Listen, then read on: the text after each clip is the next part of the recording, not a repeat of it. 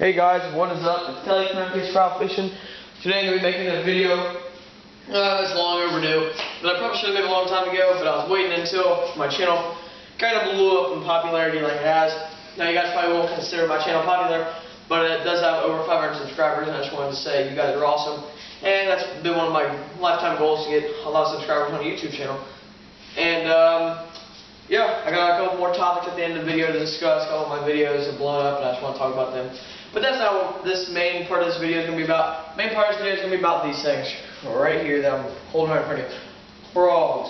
Frogs are one of the key elements in any fisherman's life. Must be a tournament fisherman. Tournament fishermen, sport fishermen, just for fun. You know, they're cool. I'll show you what frogs we got here. We have two very controversial types of frogs here. We have the scum frog, and this color is tree frog. And then we have matsu bait, poppin' frog. This is in yellow leopard. Just dropped it. Okay. Anyway, first thing we're going to be talking about is a couple different types of frogs. We got the two most controversial frogs right here. Now, there's been a couple arguments going on about whose frog is best, which frog does the most work, which frog gets the job done. Now, I classify them in three different ways, and I will show you them now. First way is their belly shape, stomach shape, whatever you want to call it. See how this scum frog has a flat stomach right here? I call them flat body frogs. These frogs, well, I'll go into that later. Then, matsu bait frog is a bass boat style frog. See how it kind of curves up there? You can't really tell because of the popper lip, but anyway, that's how that is. And then another way is by the popper. There's either poppin' frogs or there's straight nose frogs, which I think either one's good, but I'll give their traits to water clarity in a little bit. And then we have the most important, not most important, but the most controversial thing is the tassels here. You got two tassel frogs and you got one tassel frogs. This one's got one, this one's got two. Pretty simple. So, which frog is better for fishing clear water or stained water? And for stained water, I'll get this out of the way first because I'm not completely familiar with fishing it, but I have fished it a couple times. For stained water, I like to fish the matsu frog. The matsu frog has very many traits that I would acquire to murky water, and I'll put the scum frog down.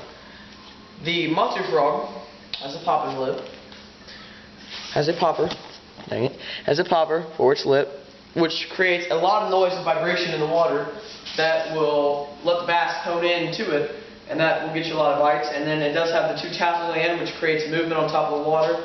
As long as these are parallel to each other, these will create a lot of movement. And then you can always walk the dog, create a lot of movement too. Now for clear water, I like flat body frogs, because in clear water you don't need a lot of movement. They can see the bait, you know what I mean? They can see the bait going across top of water. Alright, and now, where to fish them. This is a very controversial topic on where to fish frogs, because I like fishing in open water and in weeds. Weeds are where most people like to fish frogs. And for weeds, I'd like to go for a silent frog. Kind of depends on the water clarity, but for clear water, I like to fish a silent frog in the weeds. Straight body, flat body, and no popper, just a straight lip. I like to fish these in weeds because what I'll do is, and this is where to fish frogs also, is I like to look for pockets in the weeds. Say you're on a summer day, you're on a clear lake, so you can kind of see a lot of it. So you come across a bank that has weeds parallel to deep water. What I'll do is, if they're on top of water weeds, I will cast out there and I'll look for the pockets, the open holes. That's where the deeper water is. The weeds can't reach the top of the water. That explains the pockets. That's why the bass are holding there, is it's deeper, colder water. Alright, so what I'll do is I'll just chuck my bait. I'll go way past the hole. You might ask, why do you do that? Why don't you just cast, right on top of it? Well, there's one reason. And for clear water, it's silent. You want a silent bait for clear water because it'll look unnatural. Then what I'll do is I'll chuck it way past it. I'll bring it right on top of the water. I'll just reel it quick.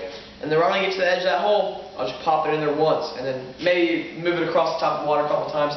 But then you pause it. You just kill it. Dead. That's when you get your most biggest fish. I've caught 5-6 pounders off that. Caught a couple 7s out here in Ohio. That's a giant fish. But you just pause it. For stained water, I like to move the bait a little bit more. Stained water, if you can't find weeds, that's a great combination with stained water, because that's a cover where the fish are going to hold. Now, in stained water, the fish kind of have trouble locating your bait, obvious. But I like to move the bait a lot more. I don't move the bait very much in clear water, but I like to move the bait here. I like to pop it. I like to get more aggressive with it.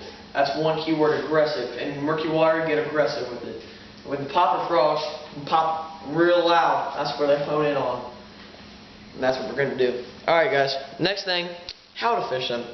Now I already told you about the paws and pockets, but there's one other thing that's very key to fishing frogs.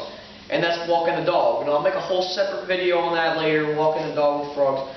But this is just the simple walk the dog method. Here's what it does. I don't know if you guys can see this. You guys should be able to see this. What it does is this. It kind of twitches. It goes like this. To the right, to the left, to the right, to the left, to the right, to the left. It's almost like a sidewinder kind of thing. But it's really easy to do with bass boat style frogs, and it's not very easy to do with flat style frogs. So I'll throw down the scum frog right here. Alright, so walking the dog is a very complicated process. If you can get it down though, in stained water, it creates a lot of movement, a lot of noise. Noise is key in stained water. What it does is it'll move side by side, just like that. Like a darting bait fish. That's very key here, darting bait fish. And in clear water, it also works too at night. But more in stained water, it'll create a lot of movement. That's how I like fishing frogs in open water as well. You can fish frogs in open water by walking the dog, and that covers the open water topic. Next thing, when to fish them. Easy question to answer. Come on. Evening, and then early morning. You can fish both types of frogs, depends on your water clarity. You can fish both frogs here, early morning, evening. I wouldn't recommend fishing them at pitch black night. That I would kind of edge more toward a popper or something that makes noise like a buzz bait. That would also be good as well. Another thing I think we should discuss is a wider frog versus a skinnier frog. This Matsu frog I would consider one of the skinniest frogs on the market. You can also pick up a booyah frog. They're a little bit skinnier than that. But I mean, I'll tell you this at the end of the video, is I do something to my frogs to make them wider or to make them skinnier. Now, key is in clear water or stained water. I mean, it's more in clear water, but I guess it could be in stained water. Is the size of your bait, how big you want it, how small you want it. Now, one of the key fisherman tips is to fish smaller baits in clear water. Now, this I kind of see this happening, but honestly, I like fishing a bigger bait in clear water. Sometimes it depends what time of day it is. But in the early morning or late at night, I'll fish a medium-sized bait to a small bait. But in the daytime, a big fish is what you target with these. A big fish is what you're going to want, and a big fish is going to want a big bait fish. Big bait fish, talking about a big frog. Now, it depends. In clear water, during the daytime, you're going to want to match the hatch. That's what I call it, matching the hatch. You want to get the colors right. You want to get exactly the size right. If there are big creek chubs in your lake, big sunfish, bulky forage, then you're going to want a bigger frog. I like to have this scum frog here. This is one of my bulkier frogs. You can also get a booyah pad crasher. Them are bulkier frogs. But the Matsu here is really nice for fishing skinny bluegill, shad, smaller baits for that skinnier bait fish. Another thing I get asked a lot is color. Color is really important as well. Not as much in the night, but in the daytime. I like to fish lighter colors during the day. Well, it actually depends. If the sun is blaring, you got bluebird skies, people will consider that the worst frog fishing weather. I would as well. But if you want to keep fishing frogs, you think they're fun, you want to keep fishing them, I'll go with a lighter colored frog, maybe yellow, white color frog. White and light green, I think are the best, but yellow also works. I use this at night as well. But you are going to want to fish in darker colors during cloudier conditions. More browns, dark greens during darker conditions. You got big clouds, cold front clouds, you're going to want a lot darker color. Now, another thing is gear. What kind of gear do I use, Kelly? What I like to use is this Fluger President reel. But a lot of people like to use bait casters, which is also, you can use bait casters if you want. I like to use them with my bigger frogs. spinning tackle with smaller baits I usually stick to, and then bigger tackle with bigger baits. You know, bait casters with big frogs, scum frogs, and then matsu frogs on my spinning tackle. Now what I'll do is, a lot of the times I'll fish braid. Braid, oh my gosh, braid is so good for frogs. It floats on top of the water. That's why it's so good. It floats. It keeps that bait on top of water. It keeps it moving.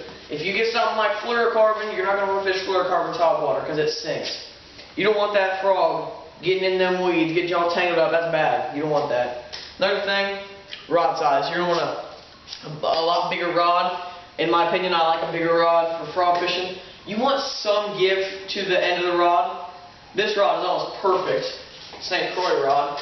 Okay, it's got some give, but not much. Just in the end of the rod. That's what you want. You want a rod like that for frog fishing because when you set the hook, you want the rod tip to give just a little bit so you don't rip it out of their mouth. Another thing I like to do with my frogs, and I know this video is dragging on, guys, I'm very sorry, but another thing I like to do with my frogs, I stuff them. This makes the frog wider or skinnier. I stuff my frogs. You see this scum frog right here? What I like to do to make this frog heavier, you can't cast it very far if it's not heavy, is I pull out the hooks, and then what I do is I stuff little pieces of plastic worm right in there. I stuff maybe 20 pieces in there. If you can fit it in there, I mean, it makes the frog so much better. It makes it sink just a tiny bit in the water, just a fraction of an inch. That's good. The last thing we're going to go over, guys, is why these baits are so good. You can cover ground with small pop of frogs, and also it's weedless. That's the most key aspect here. It's weedless. Fish around stumps, anything, drag it through anything. I hope you guys stuck to the end of the video. I hope you guys really enjoyed this. It's been a while since I've done a review video. I might do a frog review, or I might do a crankbait review soon. But this weekend I'm going to be fishing almost every day with my buddy Brandon. He's a very skilled angler. We both are skilled anglers. We'll be, throwing some baits out there. Maybe hooking up some 6-7 pound bass, maybe some 10-pound carp. Maybe we can hook up some of them for you guys. So I should have a video up by next Wednesday. It takes me a long time to edit. My new laptop from Mike Miller, though, it really helps me out. Alright, and then my last topic, guys, is I want to know your guys' opinion. Should I take my video down? It's called Catching Big Fish at the Small Pond. You guys can go check it out. I'm not encouraging you to because, it's an old video. But it does have 90,000 total views. That makes up almost 3/4 of my channel. If you guys want to go check it out, I'm thinking about taking it down. I get so much hate off that. I have like 400 comments. You suck at fishing. Get off YouTube. Stuff like that. I really don't care about hate, but I mean it's gotten to the point where it's just not worth having it up. But I might have it up. I still make money on it and stuff. I might still keep it up. I want your guys' opinions. Please leave it down in the comments on what I should do with it. If I should keep it up, if I shouldn't. Tell me what you guys think. I'll see you guys later. Like, comment, subscribe.